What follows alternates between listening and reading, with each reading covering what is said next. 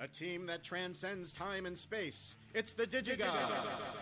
And now please welcome two men who don't fear old Georgie, Wade Major and Mark Kaiser.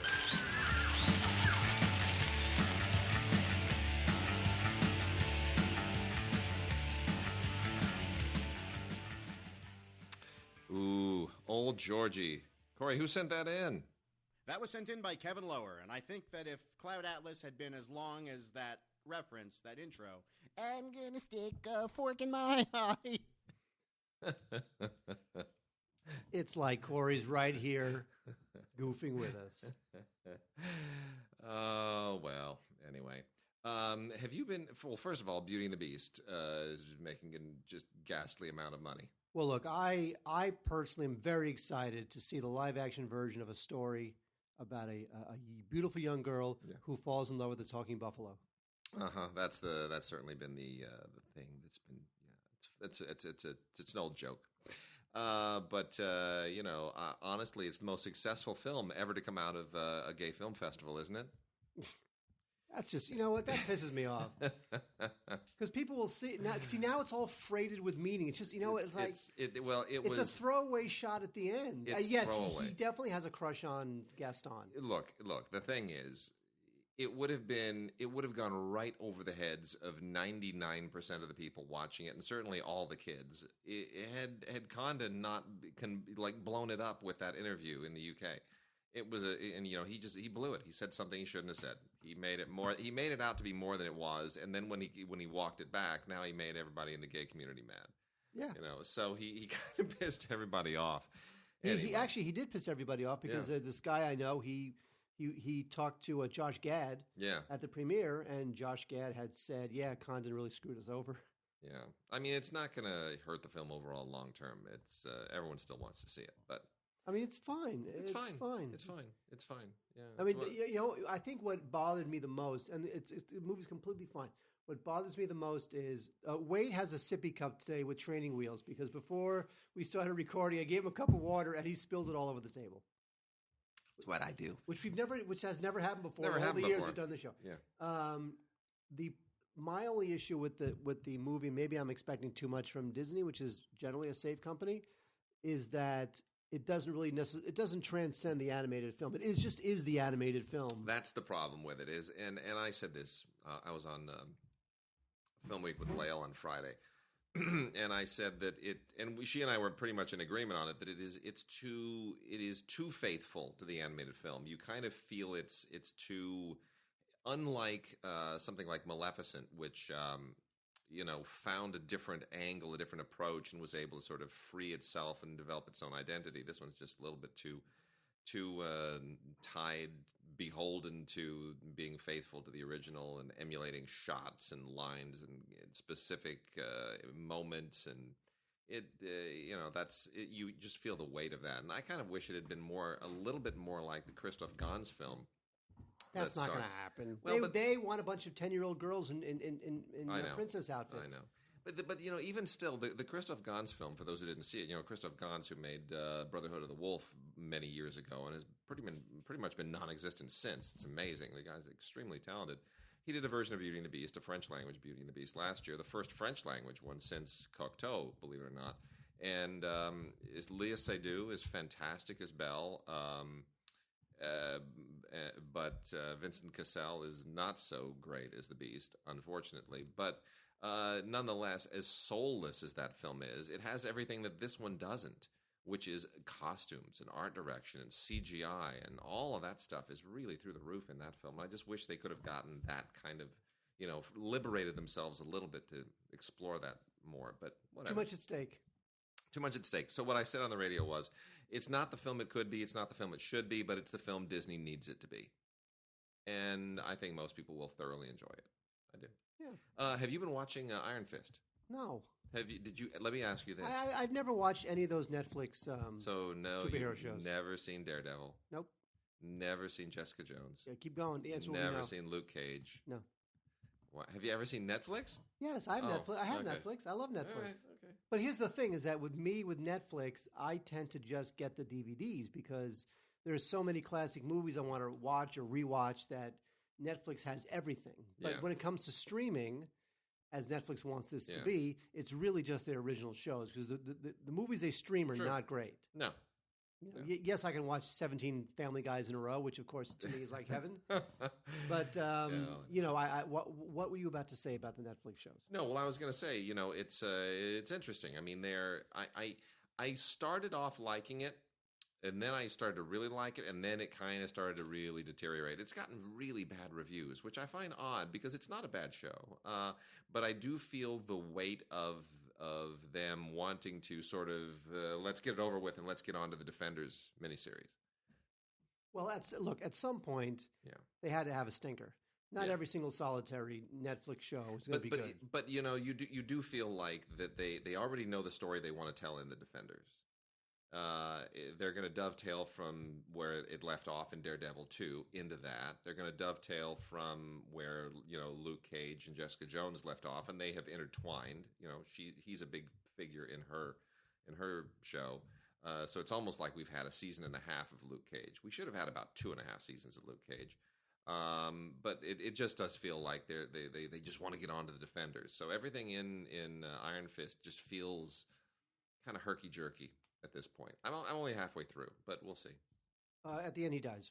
Oh man, terrible tragedy. All right. So anyway, we've got some listener mail today. We're going to try to get to. Wow, we have the listener mail in a million years. No, gods at DigiGods.com. What's wrong with you people? We got to. Well, the holidays intervened and things got all whatever. So, let me, we're going to hit off we're going to lead off with some Twilight Time. Let's do the Twilight Zone? Yeah, Twilight Time stuff. Really, really great Twilight Time titles this month. Look, wait. I know. We'll get to it in a moment. So, first off, Twilight Time. We got 4 more titles this month from Twilight Time. TwilightTimeMovies.com is where you go to get these. Our Man in Havana. Just an absolute blast. It's cool. It's a great movie, isn't it? I read the book, and then after reading the book, I'm like, you know what? I'm going to see the movie. Yeah. And the movie, although the movie is not the book, the movie somehow has the spirit of Graham Greene. Well, it's in there somewhere. It's the spirit of Graham Greene mixed with the great direction of Carol Reed, who of course did The Third Man and won his Oscar for Oliver, and Alec Guinness, who's just great. I mean, how do you not love Alec Guinness in anything? Kind Hearts and Coronets. He's amazing. He's great in everything he does. So Our Man in Havana from 1959, which is a Graham Greene novel about a guy who's a vacuum cleaner salesman in Cuba and becomes a spy, and it's great. Noel Coward plays the guy who recruits him, and it's an awful lot of fun, and it's pre James Bond British spy escapade that's just awful lot of fun and really, really great. And it is beautiful, beautiful, beautiful on this Blu-ray. Twilight Time absolutely did right by it. And I'd say that's pretty much the Twilight Time pick of the month. They also have given us a couple of other classics from the same general kind of era. One is the Schmaltzy Peyton Place, which I've never been a big fan of. This is from 1957, which, of course, is, to me, the year of Bridge on the River Kwai. But you know what? Peyton Place still has it still has a thing. People still like it. Hope Lang is beautiful in it. She, of course, would go on to be on The Ghost of Mrs. Muir. And most significantly, Lana Turner just is really, really great in this thing. But it is schmaltzy. It is the original soap opera. It is... It's where all that stuff originated, Dallas and Dynasty and you name it. So that's where all that stuff comes from. And Peyton, of course, the television series Peyton Place. So but it's a nice Blu-ray if you are into that. And I should point out as well that you get isolated music and effects track on Our Man in Havana, which is the standard Twilight Time thing, and then loads of special features on Peyton Place. Audio commentary with Willard Carroll, film historian, which is fine. Another audio commentary with Terry Moore and Russ Tamblyn. Russ Tamblyn is always good to listen to. Fun stuff. Russ Tamlin's just, he's a legend, right? Twin Peaks. He's Amber Tamlin's brother. And, dad. And, of course, West Side Story. But Twin Peaks, Russ Tamblyn. And then there's a little on-location audio commentary and some, newsreels and backstory stuff. And it's fun. It's one of the more loaded things that Twilight Time has done in a while. How to Succeed in Business Without Really Trying. Also a really, really fun film from 1967. Really a great sort of 60s throwback cult film. Really kind of a bit of a weird anachronism in many respects as well, but still an awfully fun film, and kind of a moment of it was originally a Broadway musical, right? You ever seen the musical? Because they've revived it a few times. Matthew Broderick started in the revival, I believe. Right? Yeah, it was. What was it? 5 years ago? 6 years? Something like that. Something like that. Yeah. Which got really good notices, too. So anyway, How to Succeed in Business Without Really Trying really captures all that kind of 60s-era anxiety. Really, really great work by Bob Fosse. Fun film. This has isolated music track, as per usual, and then some kind of featurette stuff and a trailer. Really, that's good. And then here's the one that sort of came out of the blue. I would never have expected Twilight Time to release Baby Boom. But you know what? It kind of is an interesting partner film with How to Succeed in Business Without Really Trying, if you think about it. I choose not to think about it. Comes 20 years later, during a very different kind of job anxiety moment. And, women trying to be sort of have it all and be mothers and professionals and all that stuff. And, late life babies and all that kind of stuff. Diane Keaton. This film doesn't really work. This was one of the last of the Shire Myers films before they broke up, and she went on to make Schmaltz, and he tried to have a different career, which didn't really pan out. She's had a much more successful career as a director, hasn't she? Yeah, but she doesn't make good movies.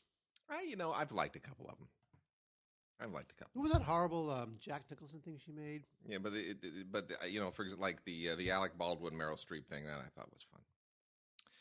Anyway, which one was that? What was it called? Just about 4 or 5 years ago. My mother-in-law really enjoyed it.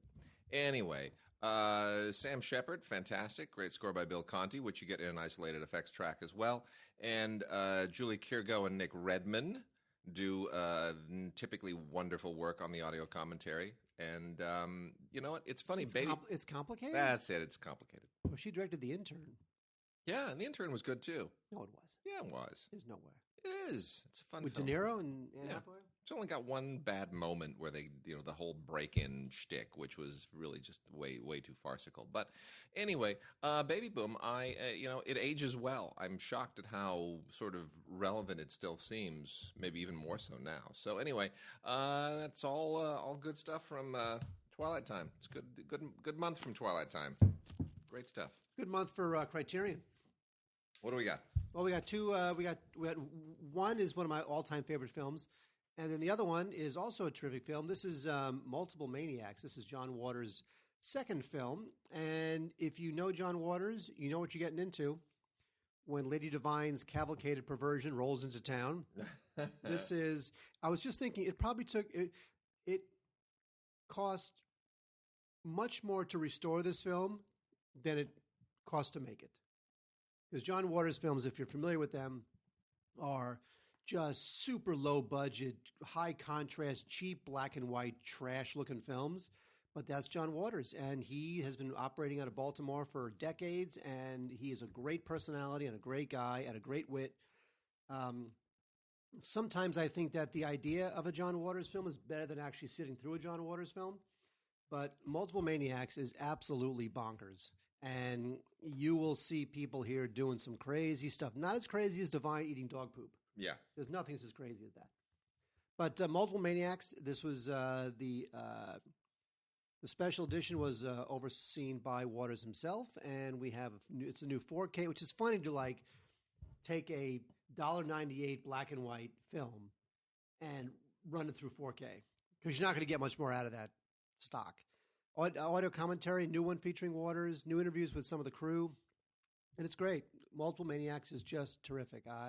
Again, you might find yourself going, after 45 minutes thinking, yeah, I've had enough of this, I'll just skim through the rest. But it's great, and I love John Waters, and it's too bad he stopped making films because he's awesome. Then, one of my all-time favorite films on Criterion, Being There. This has been on Blu-ray before because I own it, and now I will soon own this one because Wade will give it to me. This is the story of Chance the Gardener, otherwise known as Chauncey Gardner. Yeah. And, you know, it's funny because Peter Sellers had always said that he is he has no personality. He's like a chameleon. Yeah. That was his thing. Yeah. And for somebody who claims that he has no personality and he's a chameleon, this is the perfect role. It is. Because the whole idea is it's a movie about a guy who he's basically just an idiot. Yeah. He's just a mentally slow person, but everything he says is misinterpreted to have all this great meaning. And he winds up running his way through the political system in Washington. And it's funny because I do see Trump parallels in this. I do see Trump parallels in this. Well, a lot of people have made that point too. And it's a great film. The fantastic Hal Ashby kind of really hit his stride during this period, and especially with this movie. I mean, it's just fabulous. I mean, Hal Ashby had one of the great runs, like in the 80s. I mean, in the 70s, Hal Ashby, I mean, look, you got like Harold and Maude and Shampoo and Bound for Glory and Coming Home. And this. And Being There. Yeah. Then he kind of like flamed out. But we don't need Hal Ashby doing The Slugger's Wife. No. We don't need that. But gosh, he really had just a great run. And what a wonderful movie. It really is. Shirley MacLaine is so good in this. And, Jack Warden, Melvin Douglas. What an amazing bunch of people. Anyway, well, that's it's a great film, and it's so everything right down to the score is great. It's so well done. This film is hilarious. It just sneaks up on you. It's got a lot of relevance for today. It's another great Blu-ray from Criterion. You guys got to get it. Peter Sellers, by the way, up for an Oscar for that performance. That's right. That was, and he lost to Dustin Hoffman. That's right. In Kramer versus Kramer. That's right. Gosh, good memory. All right, so a bunch of stuff from Kino's Studio Classics line. Really an interesting month here. These things, I'm always curious to see what sort of shows up, and there's never really. I don't want to say there's no rhyme or reason to it because there is, but it's always an interesting surprise. Because some of these movies I would never have expected to show up on Blu-ray, so I'm glad they are. And the first one is The Man Who Could Cheat Death, which is truly one of the all-time great Christopher Lee performances. It's just he is so unbelievably good in it, and because it's so different from anything else that he normally would do, and yet at the same time it's kind of exactly what you would expect him to do. So in any case, this is from the Hammer period, the brightly colored 1959 late 50s era Hammer films, directed by Terence Fisher, who of course was a master of that entire thing. And the star of the film is Anton Defring. It's not, just want to make people understand, Christopher Lee is not the star of the film. He's really great in it, but Anton Defring is the star. And perfectly fine, but really gets overshadowed by Christopher Lee. Anyway, the idea here is that it is about a guy who could, in fact, cheat death, as the title so aptly points you in. And it's an interesting psychological trip more than anything else. It's not about the shocks. It's not about the macabre. It is really very much on about if you were this person, if this happened to you, and I won't get into the details as to what happens and how it happens, but it kind of gets into Jekyll and Hyde territory. It's based on a play, and it's much more preoccupied with the psychological aspects of the blessing and the curse at hand. We also have Christopher Lee and Peter Cushing in director Freddie Francis's When the Skull Strikes, You'll Scream. The Skull. Wait, so the movie's called When the Skull movie Strikes, You'll Scream the Skull? The movie is The Skull. The movie is The Skull. But I'm just, I'm leading it in. I'm giving a little dramatic lead in because that's the tagline. When the skull strikes, you'll scream. This is also a Hammer film, and I don't know if it's one of the better ones, but it's anytime you put Cushing and Lee together in a film, it's great.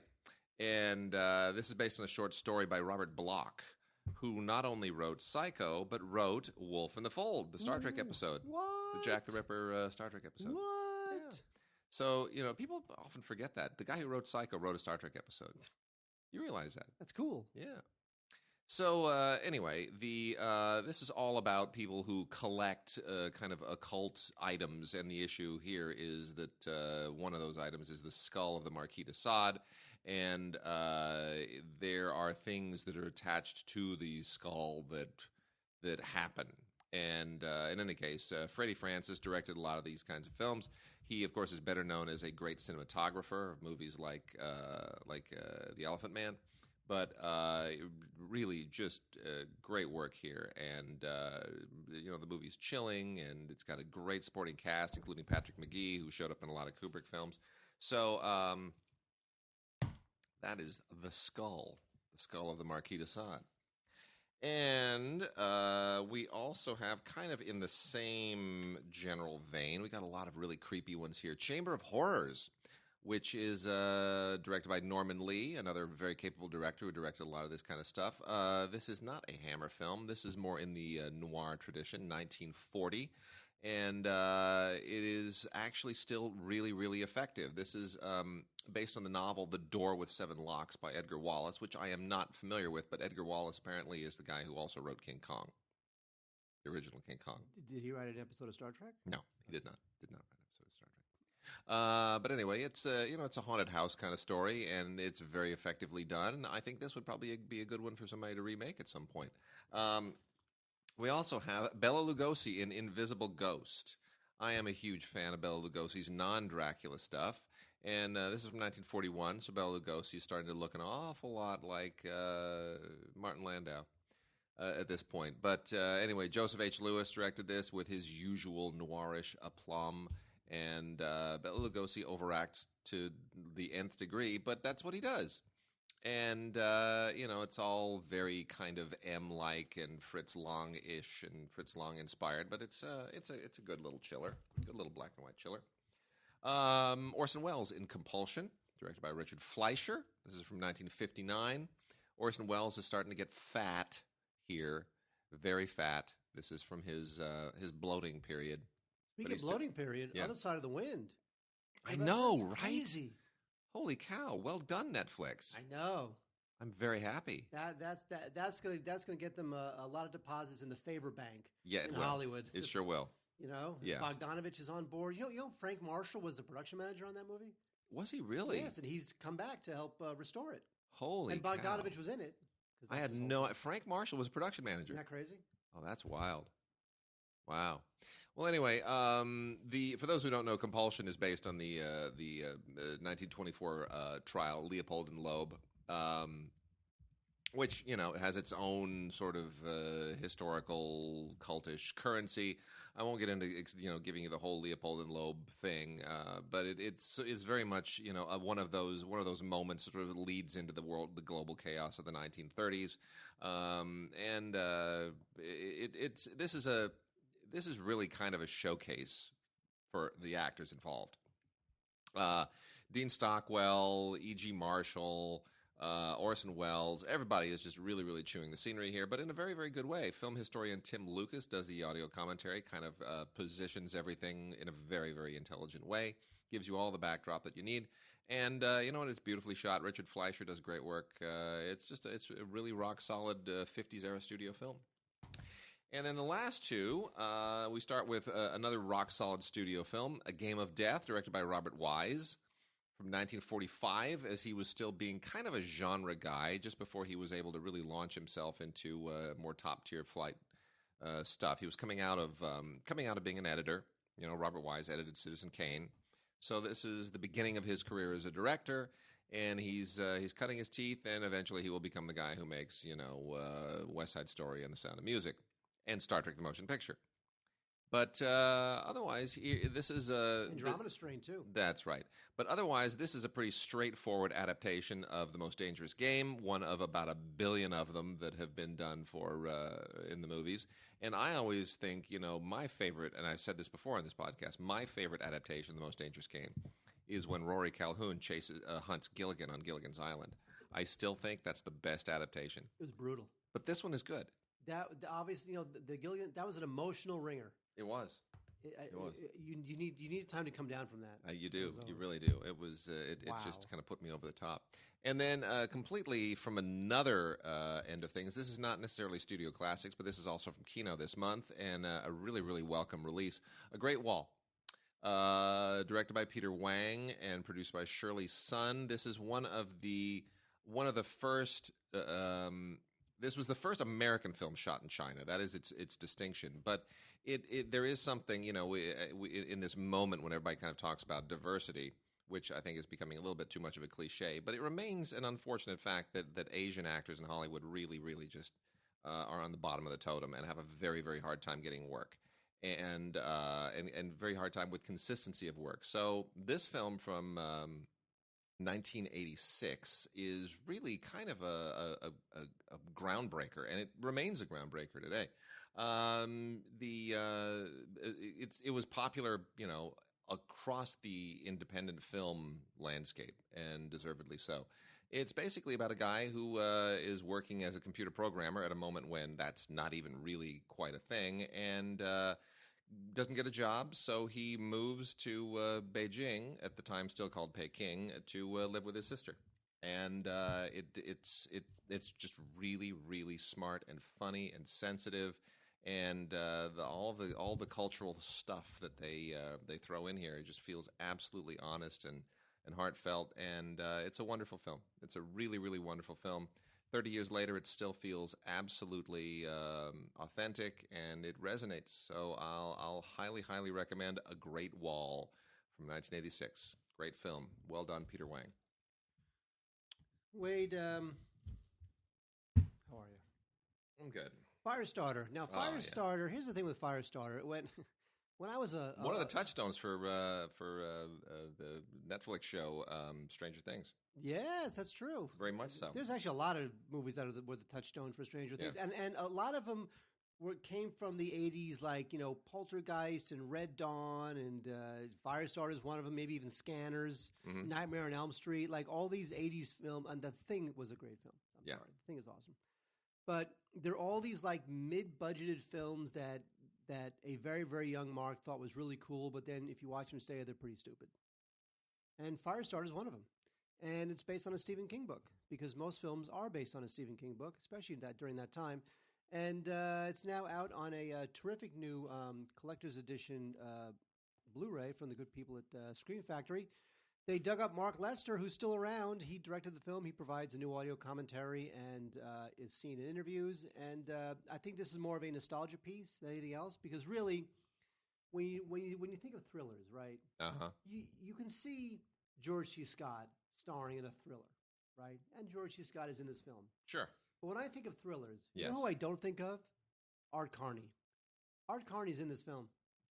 Really? You know what? I'd totally forgotten that. I have a vague recollection of that. Art Carney in this film, and that does not smell thriller to me. Anyway, that's something that your parents would get a smile out of. Next, we have two of the worst sequels ever made. We have RoboCop 2. Here's the thing with RoboCop 2. RoboCop 2 isn't just a bad movie, but it also features one of the worst scores in the history of the world. Leonard Rosenman, who has done good... I don't really like him. He has done good scores in the past, was inexplicably nominated for an Oscar for Star Trek 4. Yeah. He does the... Now, wait, would you like me to sing the theme to RoboCop 2? Leonard Rosenman won an Oscar for Barry Lyndon. I know. Would you, it's an adapted score, but still. Would you like me to sing the RoboCop 2 theme song? Go ahead. RoboCop! Remember that? There were vocals where they would go, RoboCop! Like he was like Superman or something. The worst. It's just a terrible film. And by the way, speaking of terrible films, even worse is RoboCop 3. Now, RoboCop 3, where Peter Weller just dumps Peter Weller's long gone. He's been replaced by another actor. Yeah. RoboCop 3 is like the RoboCop series in its Superman 4, The Quest for Peace phase. It has thoroughly jumped the shark at this point. This is like the canon version. So here's the story. So the after the first RoboCop hit, the writers Ed Neumeyer and I know the answer to that. So the original RoboCop writers, who are brilliant, Ed Neumeyer and I'm forgetting Michael Miner. So they go in to pitch the sequel. And everybody's on board, right? I mean, my understanding was Verhoeven's on board, Peter Weller's on board. The original team. We're going to get the original Basil Polidorus score. I mean, it's like everybody's on board. We're here. We're RoboCopping it up again. Everybody wants the same team on board. And they come in and they say, okay, here's the pitch. We start off right after the first film. RoboCop gets a call. He goes to the call, and it's an ambush. And they kill RoboCop. Dead. Go to black. Come in 20 years later. And at that point, as I understand it, it was pretty much, meeting's over, goodbye. And everybody was done. And the studio just went their own direction. And nobody came back. Now, that sounds like a great thing to me, because you're not rehashing the same thing all over again. You're going into a completely weird and unpredictable direction. But hang on, but they would have killed RoboCop and replaced him with another actor playing RoboCop 2? Or I have no idea. I don't know. All I know is that's an interesting way to start. That's where I wanted it to go. Good job. So anyway. Next we have a comedy that should have been funnier yet wasn't. This is the great Mike Nichols, who died recently. He's got What Planet Are You From with Gary Shandling. Now, to me, one of the sells of the film was that Gary Shandling, his television shows were just Mount Rushmore good. But his movie career never really took off. And I think people were hoping that What Planet Are You From would be kind of launching off that he needed. I also remembered because the film came out in, what's this film? Came out in the 90s, I believe. And it was when I was hanging out with Greg Kinnear. And Greg Kinnear was in the film. And those came out in 2000. So technically it is the 90s. So anyway, this film is about as funny as Gary Shandling and Mike Nichols can be when they're kind of phoning it in. Yeah, I agree. I enjoyed this film. It's fine. I don't know that it really holds up to any particular degree. Well, it's got the vibrating penis gag in it, which is cute.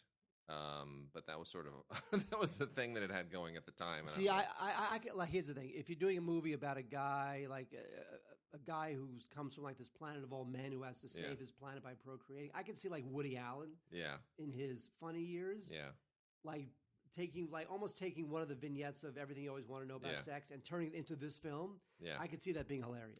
Isn't it interesting? Gary Shandling was once the one of the serious go-to guys for late-night comedy. He was a regular Johnny Carson stand-in, and more so than Jay Leno at a certain point. And where's he gone? And then he wound up doing two really good shows, great shows. But where's he been? Gary Shandling? Yeah, he's dead. Is he? Is this a joke? No. Joke coming? No, I mean, I'm waiting for the punchline. There isn't one. I mean, what I mean is, his career. I mean, what was it, about 3 years ago he passed? No, really? I wonder. No, it can't be that long. There's no way. Please tell me it's not that long. Please tell me time doesn't go that fast. It's been 3 years since Gary Shandling died. He really kind of fell off the map. He died last year. Was it last year? Yeah. All right, there it is. Feels like 3 years. But you know what? He did kind of fall off the map for about 10 years. Yeah, again, the movie career didn't. Look, he died when he was 66. But the movie career didn't work out. TV kind of passed him by. Although I could definitely see, like at some point, a Netflix or an Amazon giving him a show. Yeah. And he didn't really want to do stand up again necessarily. So it's kind of like, what do you do? He showed up in. It was a very odd, kind of like extended cameo. He showed up in Winter Soldier, the Captain America film. Yeah. And he did do a voice in Jungle Book, but other than that, he's kind of like not retired, but I think he was just sort of like, he was one of those he became like an old legacy comic. Yeah. Who had to be appreciated by young directors who knew him and loved him from his earlier work. Yeah. But he was great. So here's an now we got some Warner Archive stuff and a really, really, really interesting, fascinating, dark, macabre story. One of the more interesting studio films from the period. A Woman's Face. A Woman's Face is like one of the darkest things that Joan Crawford ever did. Certainly might be the darkest thing George Cukor ever directed. This is a deeply disturbing movie. It's based on a Swedish film, apparently, which I have never seen, and which was a part that was originated by Ingrid Bergman. And I would love to see that. A Woman's Face is how do we put this? Joan Crawford is a woman who is so mutilated that to win the affection of the man she loves, she goes through just endless surgeries and emerges looking like Joan Crawford. At which point, the man then tries to get her to do him another favor, which is murder a little boy so that he can inherit all the boy's money. Cool. It's a pretty dark film, but very, very effective. And I believe it's based on a French play. So a French play became a Swedish movie, became an American noir. You know what I find consistently fascinating about George Cukor? Huh? He didn't direct two of the greatest films ever made. He kind of directed Wizard of Oz, then got fired and was replaced by Victor Fleming. Then he kind of directed Gone with the Wind and got fired, replaced by Victor Fleming. Yeah. He was a go-to guy back there. But you know what? He eventually did My Fair Lady, and that redeemed everything. And The Philadelphia Story. And what was the thing with Jacqueline Bisset and Star is Born. And Jacqueline Bisset. Yeah, it was his last film. Rich and Famous? Yeah, Rich and Famous. Wasn't it like Nick Nolte or something? Yeah, something like that. Is that Nick Nolte? And then we also have Joan Crawford in Flamingo Road, which became a television series many decades later, starring Morgan Fairchild. Which is how I got introduced to the story. And surprise of surprises to find out that they're, when you're a kid, you're like, really, Morgan Fairchild? That was a movie and it didn't have Morgan. How do you do Flamingo Road without Morgan Fairchild? Well, you do it with Joan Crawford. And it's pretty good. Michael Curtiz of Casablanca fame directed this. And it's, this is Joan Crawford kind of doing something she probably shouldn't do. But if you like Joan Crawford, you'll enjoy it just the same. It is, she plays the usual thing that she does, which is, she's caught up in these situations, and it's all kind of Southern politics. And Sidney Greenstreet plays the thing that he usually does, which is the fat crooked guy. He's like the political boss of this town. It's fine. It's we already talked about Peyton Place. It's still one of those kinds of things, but it's a Joan Crawford vehicle. That's all it's meant to be. We also have 3 Warner Archive Blu-rays. I'll go through these really quickly. The first one is Finian's Rainbow, which is a ridiculous movie starring an older Fred Astaire. It truly just a very weird movie that came way too late in its own kind of pop culture trajectory. In 1947, this thing had been a Broadway hit, and then it was turned into a movie in the late 60s by no less than an aspiring director named Francis Coppola, who really shouldn't be doing this kind of movie. It's very weird. A young Francis Coppola, an aging Fred Astaire, an old Broadway musical or an old Broadway show past its prime with some peculiar songs, and Fred Astaire, trying to keep a pot of gold away from a leprechaun. The whole thing doesn't really have the charm that I think they wanted it to have. Petula, I always mess her name up. I always want to say Petunia.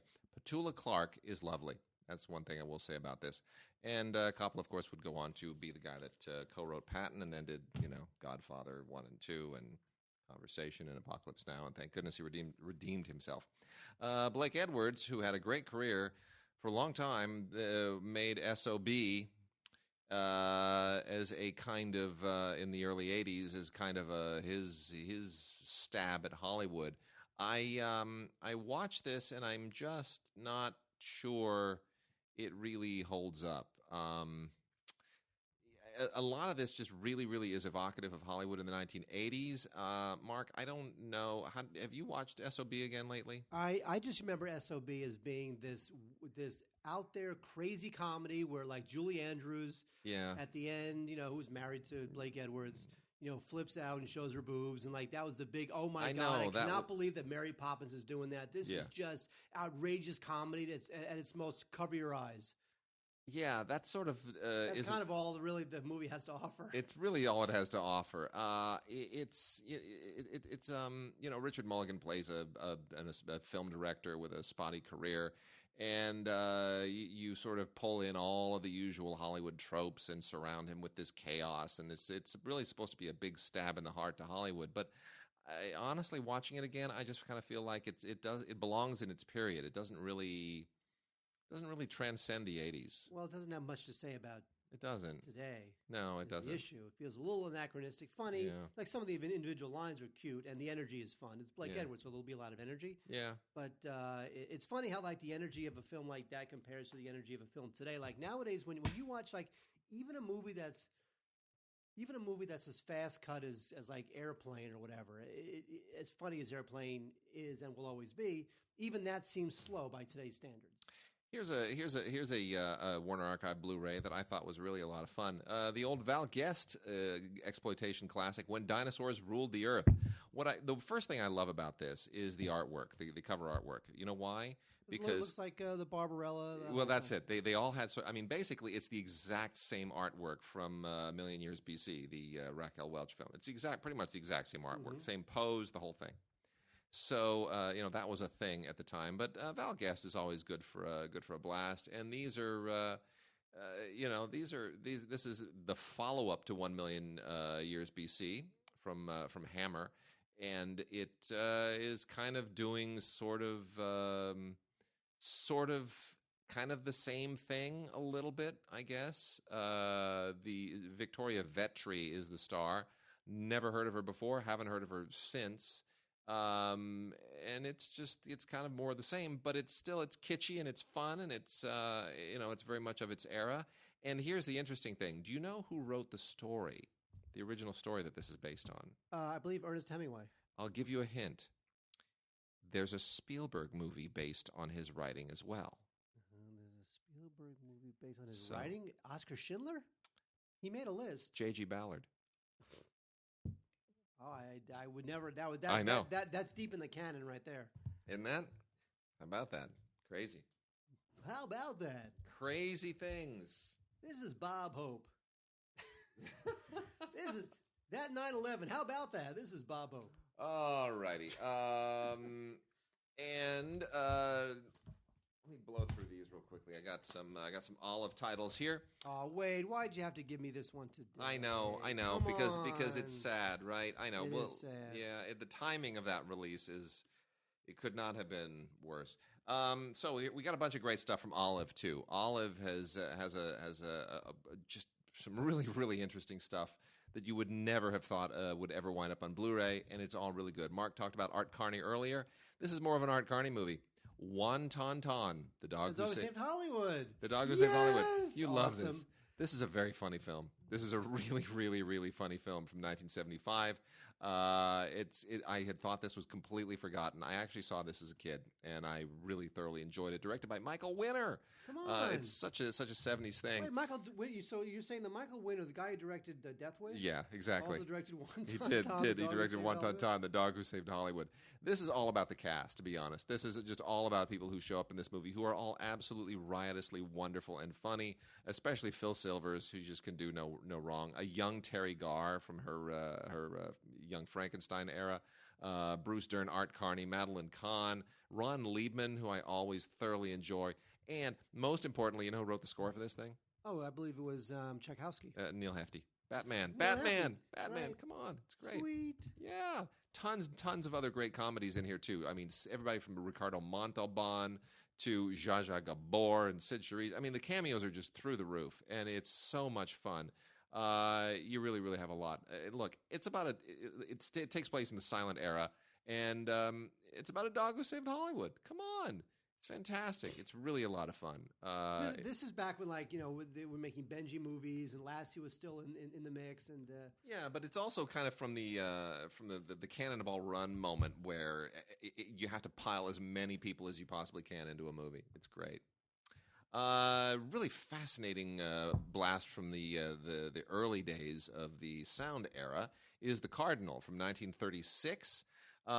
This is a really, really great film for the period, which is it's court intrigue from the 16th century, and it's based on the story of the Medicis, who of course were the rulers of Florence at the time of Leonardo da Vinci, and it's really, really interesting.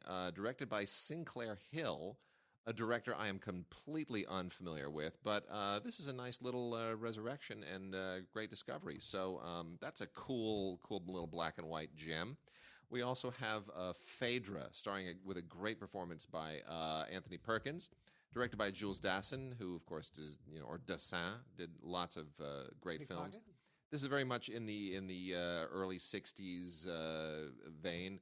It is, of course, based on the play by Euripides, but it's a more contemporized version of it, and it's really, really cool. It's beautifully shot. It's a sharp movie, and we also have Blast Off, which is, I mean, I haven't even thought of this in a million years. I saw this when I was a kid in a revival. This was originally made in 1967. I think it was re-released about 73 or 74, something like that. Totally weird, strange movie from the Chitty Chitty Bang Bang and those amazing men in their flying machines, and it was kind of one of those things, based on Jules Verne, obviously. So it has that steampunk cred, and it really kind of came at a moment when everybody wanted just all kinds of contraptions on the screen. Everybody wanted all kinds of retro steampunky contraptions in the late '60s. Jules Verne, this one too. I know. The Soldier and the Lady, also based on Jules Verne. Yeah. So I will turn that over to you in just a moment. But anyway, this is it basically distinguished only because it has Burl Ives in it, and it deals with, it's kind of a fictionalized story around the exploits of P.T. Barnum, and it kind of weaves in, trip to the moon, and it's an odd movie. My favorite part of this is that it has Terry Thomas in it, and I always love Terry Thomas. So Blast Off, a nice little strange one from the late '60s, and then lastly, a movie that still really resonates from the teen delinquent period. This is The Delinquents. And the reason The Delinquents is significant is because it was written and directed in 1957 by no less than a young filmmaker coming out of documentaries, making his very first feature by the name of Robert Altman. Never heard of him. I know. He went on to have kind of to be sort of a thing. Middling, up and down. He made a movie called Mush, I think.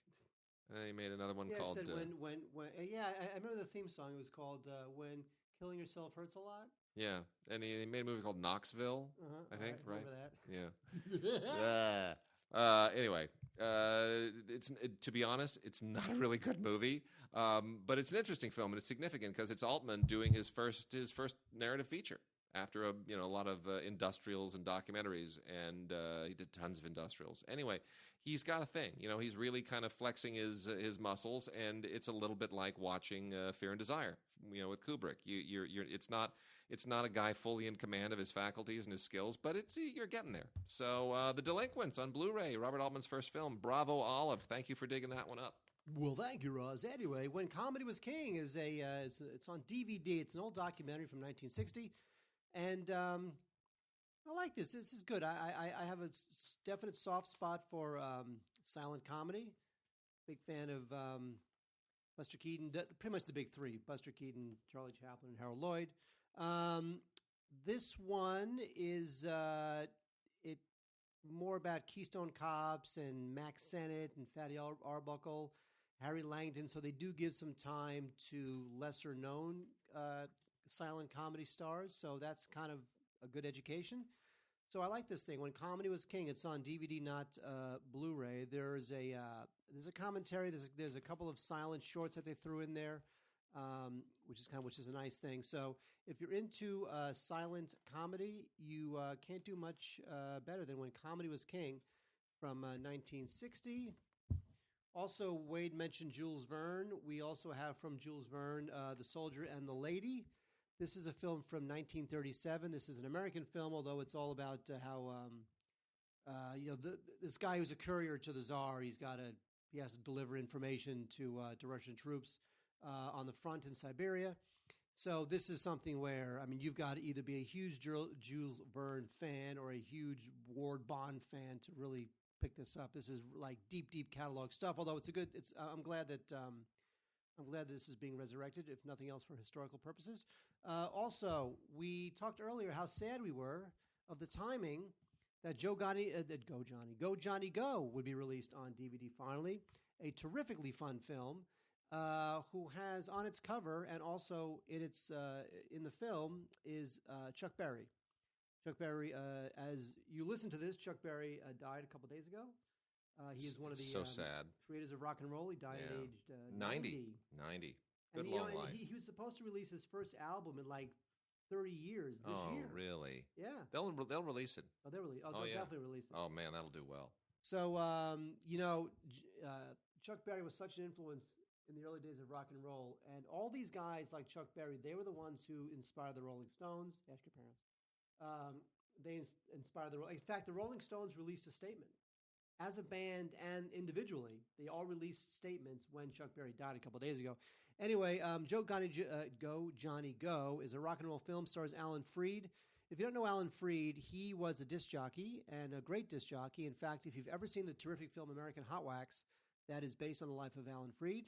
He had kind of a tragic life. So Alan Freed is the talent scout, and he's searching for, the brand new king of rock and roll. So you've got Alan Freed, you got Chuck Berry, Richie Valens is in this. Jackie Wilson is in this, the Cadillacs, the Flamingos, a lot of great bands and artists from the time. Jackie Wilson, did I say Jackie Wilson?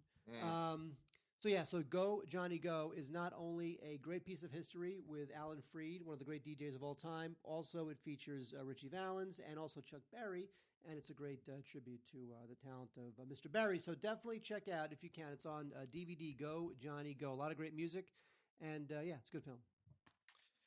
We got a couple from Milestone here that are. This is kind of a historic moment, a really historic moment. Samuel Beckett made a movie. Believe it or not, Samuel Beckett actually made a movie called Film, and it's appropriately enough. And this is from 1964, and it stars Buster Keaton, and it is effectively a silent film. At least it has no dialogue.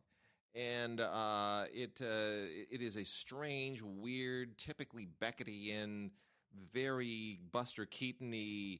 It's just an odd. It's a really weird, just precious piece of film history, and you have to see it to really understand it and believe it. It is just one of those films that people just go, "Have you ever seen Film?" And most people say no. Now you can. It's on Blu-ray from Milestone. It was completely restored by archivist Ross Lipman, who, by the way, also made his own film, and that is also out. It's called Not Film. He was so obsessed by the film, the Beckett-Keaton collaboration, that he continued to do research into it and wound up making a documentary about it and the making of it, and it's equally as interesting as film. So you have Film and Not Film, both on Blu-ray from Milestone, and the most interesting thing that you find out in Not Film, because our good friend Leonard Maltin is interviewed in it, Maltin was on the set when he was 14. Of film? Of film. Maltin was on the set. He saw Beckett directing Keaton. That is bizarre. Leonard did. I have to ask him about that next time I see him. Somehow I believe that. It's crazy, right? What's funny about Leonard is that, obviously, not that he's like just the nicest guy in the world, but also that you look at Leonard and you think, oh, he's like a TV... he's like a film critic who's known for those TV shows and those crazy books. But you know what? He has a huge life and career and love it's of unbelievable. film. I mean, he's not just like some, just some TV guy. Yeah. Some guy who just does reviews on TV. He's like an actual, he is as close as we have to like a historian. He's a real deal. He's almost like the Neil deGrasse Tyson. Like Neil deGrasse Tyson is almost like he's like the approachable TV face of astronomy and science. Yes. Leonard Maltin is like that. Is that guy for movies. Absolutely. Okay, now you're looking at me as if you think that that analogy is worthless or spot on. I think it's spot on. Okay, I think it's absolutely spot on. Leonard Maltin is the Neil deGrasse Tyson of movies. I think you're lying. Yep. There we are. We have now put a fine point on it. How many more movies do we have to do? We're just the new movies. We got new movies. We're doing new movies. Fine. Knock them out. A lot of stuff from the holiday season finally creeping out now. So, Passengers with Jennifer Lawrence and Chris Pratt is a bad movie, and it's a bad movie because you think this is a bad movie? You know what? It's if art direction and A-list stars staring at each other for 2 hours was everything, it would be fantastic. See, I enjoyed this until it kind of goes off the rails. I did feel like it went off the rails. You know what?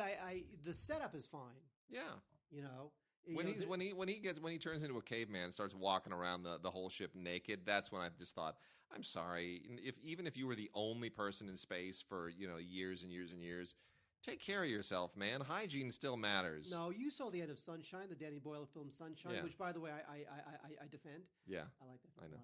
The crazy man who was like alone on the spaceship for years and years. He comes back, he's like this all naked and just burned from head to toe. He's a monster now. Yeah. Just out of loneliness and pain and whatever. Okay. It's awesome.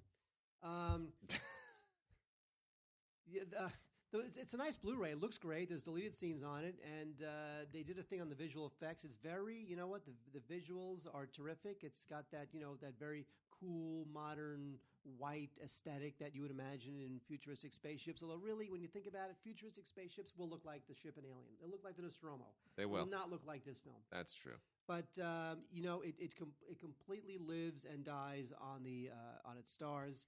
Chris Pratt can hold the screen. He's in much of the movie by himself, and of course Jennifer Lawrence is Jennifer Lawrence. I just think this thing it never really took off. I think in the way that it was hoping. So looks great. 2 A-list stars. It's fine for a Saturday night rental, but don't expect much from passengers. Also, Live by Night is a film that they desperately tried to foist this on us during awards time, as if somehow we were going to think this is like the new Godfather or the new Untouchables or something. It really didn't work. It didn't work. Live by Night is Ben Affleck as a director. It's funny how Ben Affleck, and we've talked about how his reputation has been. He's in rehab again, but he just left rehab. I know this because I work at E. He just left rehab again. Yeah. But it was inevitable that he was going to have a stinker, and this is the stinker, and it's okay because you know what? I think ultimately this will be forgotten, and people will remember the fact that he directed an Oscar-winning best film. Yeah. He directed that terrific Dennis Lehane adaptation. Yeah. He's a good director, and it's really all there. I'd rather see him direct than act. He should not direct. He should not act in his own movies. No. Yeah. Which is one reason why he gave up Batman. Yeah. I agree. I agree. I would like to say if Jessica Chastain is listening to this podcast, I would just like to reiterate. My desire to marry her because I think she is just completely beautiful and delicious. Awesome. She just turned 40. Did she really? Don't care. Best ever. Oh, I love her. I agree. My goodness, she's 40. Yes. Really? I think she's smart and beautiful and I love her. I had no idea she was 40. I actually love her enough that I'm willing to sit through Miss Sloane, which is pretty good. It's a pretty good dramatic thriller. I think this is one of those things too where I think everybody was expecting a little bit more like award season love for it. She plays a lobbyist in D.C. and it's almost like a Michael Clayton type thing, right? Yeah, it's like a female Michael Clayton. Like a female Michael Clayton. She's really good. She's really good in it. The movie itself is kind of misses the mark a little. Yeah, I think it's a little too mainstream as a political drama. Yeah. I don't think it really makes those tough choices. It's a little bit too it's like sometimes like with these movies you really want to kind of dig down and say some important things. Yeah, and I feel like this movie is just a little too mainstream. I mean it's fine as a mainstream thriller, but it's a little bit forced and there's a plot twist kind of towards the end that I didn't really buy. And it's fine, but I was hoping for something better. And we also have speaking of award season, this thing was up for all kinds of awards. Somehow didn't get nominated for any of them, but I think Assassin's Creed should have at least gotten nominations for, Jeremy Irons, right? No, maybe not. Okay, so Michael Fassbender. How good was Ralph Fiennes? I don't know why I just said Ralph Fiennes. Did you see that movie? I saw it on a plane. Did you see the movie A Bigger Splash? Yeah, it's good. It's good. Yeah. Where'd that movie come from? I know it didn't. How could Ralph Fiennes have not been up for an Oscar for that movie? You know what? He was because just they a didn't. Force of nature. That did not have a great campaign behind it. They didn't really push that the way they should have. Come on. Yeah, I know. It's great. It was good. I don't know why I just flashed on Ralph Fiennes. Yep. You know why? Because you said Jeremy Irons, and the two are like the same to me. Yeah, they are kind of, except they're 20 years apart in age. Okay, so Michael Fassbender stars in this really horrible, ill-begotten adaptation of a video game that never should have been anywhere close to being a movie. The whole premise is ridiculous. They plug him into a machine, and then you go inside his brain, and you find out there's some collective memory about an ancestor who belonged to a group of assassins. It's honestly this movie makes no sense. It has next to no discernible plot. And it's got a bunch of extras. whatever. If you're Michael Fassbender, why would you do this movie? You're money, Oscar-nominated. boat payments, as you've often said. Here, look, this has absolutely the dumbest. They'll always put a little sticker on the packaging, right? That'll be 5 hours worth of outtakes inside. Some little this has the worst one ever put on the packaging of anything. Achieve 100% synchronization with over 90 minutes of extras. Really? What does that mean? It refers in the movie. Like they're assuming that there are so many people that are so hooked into the movie and the game that will really they won't be able to resist that. Somebody cooked that up. Somebody in the market 100% synchronization. Someone in the marketing department cooked that up. I guess they thought, oh my God, a bunch of 16-year-olds will think that's just awesome. Whatever. You know what? It's just I can't. Don't these people realize that video game adaptations suck? I mean, why is this one going to be good? I don't know. I just here's a couple interesting ones. So a Walmart exclusive, as we come into the Easter season, The Gospel of Mark, the first ever word-for-word unedited movie adaptation. Okay, so some years ago, some Canadian filmmakers made The Gospel of John, which came out kind of, sort of, roughly around the same time as the Passion of the Christ, the Mel Gibson film. And a lot of people said, "Oh, it's the more civilized and humane movie," because it was literally a word-for-word movie adaptation of the Gospel of John, and it was not bloody and gory and horrible and impossible to watch. And so a lot of people really, really kind of slathered their love on it. Now the same people have finally put together the financing to do the Gospel of Mark. Now, if you are in any way schooled in biblical in the biblical Gospels, the Gospel of Mark is the shortest one, and it is the one that at least Matthew and Luke are considered to have been based on. It is very, very threadbare. It's easy to adapt into a movie. It's not a particularly good movie. But it's okay. It's fine. In the canon of Jesus movies, it'll have its place, and it's done well enough that it'll have kind of a little bit of a shelf life. But unless you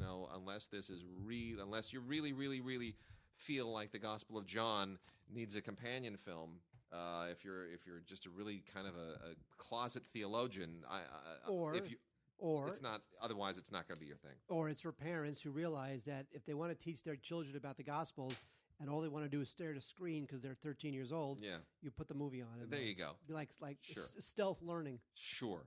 My pick of the week, I got to be honest, Charles Solomon is really going to hate it that I do this, but I loved Sing. My daughter loved Sing. She loved The Singing Monkey. It's the best thing ever. You loved it because your daughter loved it. No, everyone loved this movie. It was really fun.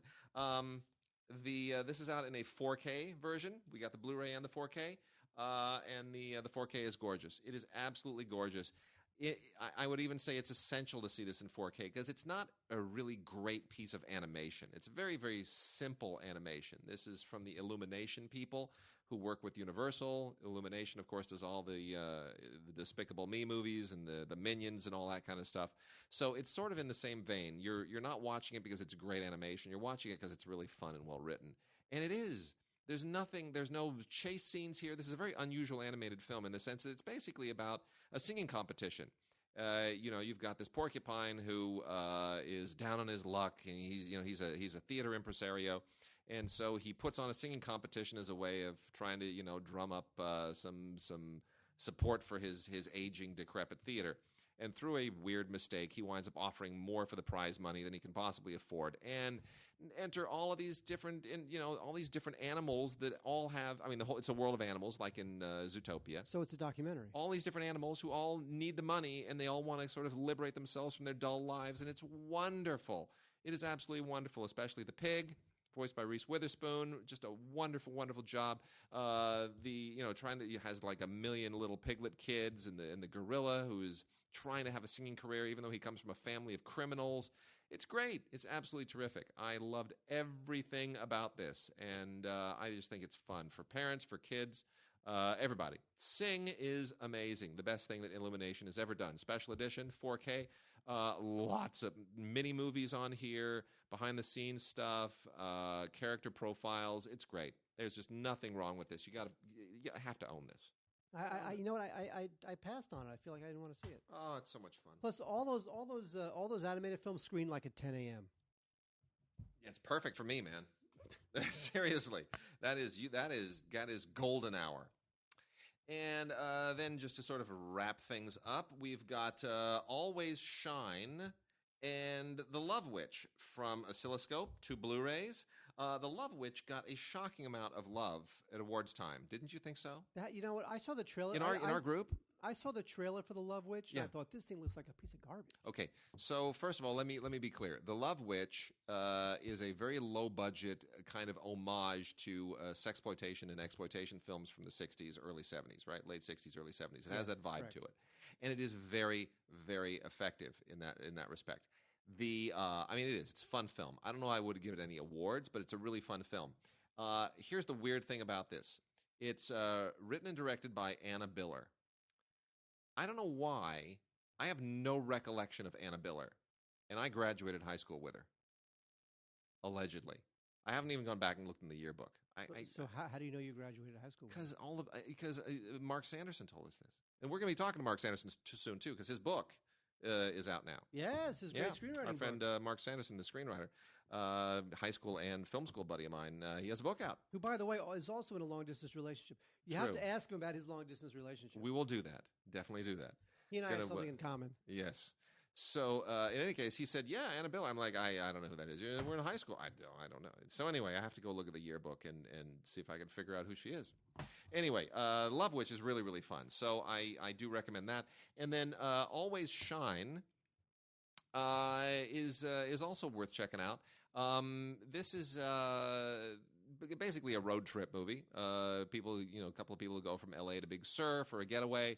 And they wind up sort of, it resurrects their friendship and a range of backstories that have to be sort of dealt with. As far as road trip movies go, as far as character studies go, it's not particularly amazing, but it is well done, and it takes a kind of a weird thrillery twist at a certain point that is interesting and noteworthy. Directed by Sophie Takal. And I think it's indicative of something. How would I compare this? It feels a little bit like if you were to do. This is going to sound weird, but it's a little bit like a cross between Thelma and Louise, Ingmar Bergman's Persona, and Strangers on a Train. How does that sound? That sounds terrible. Okay, well, never mind. That's the only thing I could think of. It sounds as terrible as the trailer was. Yeah. All right, lastly, Mark, we got some listener mail. Let's hit the listener mail, and then we'll call it quits. Lauren in Muskota, Wisconsin says the PS4 VR cinema mode display movies that make it appear you are watching a movie on the big screen or even IMAX-sized screen. They make TV screens seem archaic. It feels as though you're watching a movie at an IMAX theater, with PlayStation 4 having the ability to play 3D Blu-ray discs.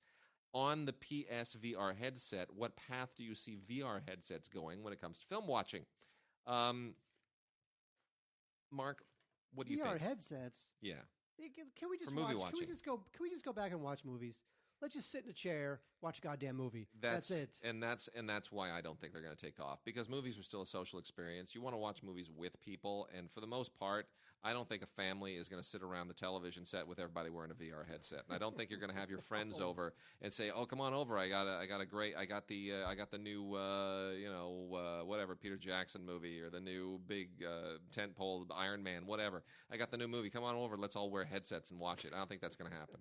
It's just not going to happen. So I think it'll be for gaming. Yes, I get it. I had dinner with Phil You're sitting Klein. alone in your underwear and you're playing with some guy in Austria. Fine. I had dinner with Phil Klein last night. Yeah. TV's Phil Klein. Yes. And he was asking about 3D TVs. He says, "So are 3D TVs dead?" Dead. He's like, "Should I get a 4K TV? Is anybody going to? Yes. Is there any reason to get a 4K TV?" Yes. But he does not. He does not watch Blu-rays. Yeah. Well. In that case, I was like, well, I mean, will anybody be? But he streams in high def, right? I think he does. I'm sure he's got a Netflix or something. So. He has Netflix. So does he have a Roku? Because eventually there's going to be 4K streaming.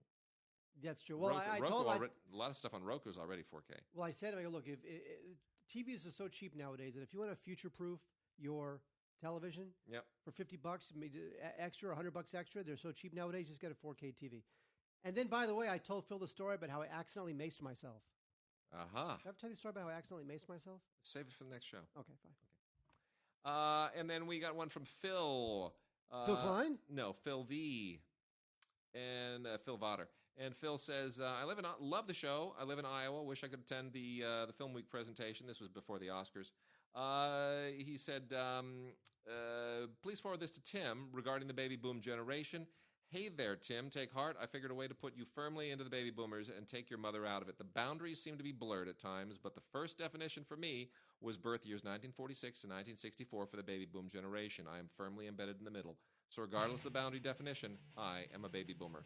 Tim and I had a conversation about baby boom, so I wanted to put that out there. And then Joe Nutshella, longtime listener, says, you mentioned that when the Oscars were held on Mondays, they didn't really have any competition. Well, if you recall, when it was broadcast in April, they were usually up against the NCAA men's basketball finals on that night. I remember times in which the presenters would mention the score of the game when they would get up to the podium. And he's right. It was often like very end of March, occasionally early April, but he was usually like the last Monday in March was the Oscars, and it's true, very much. There was always NCAA stuff going on, as there is right now.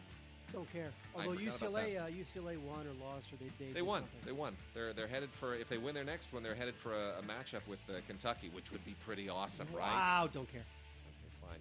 All right, we are done. We'll see you guys next week.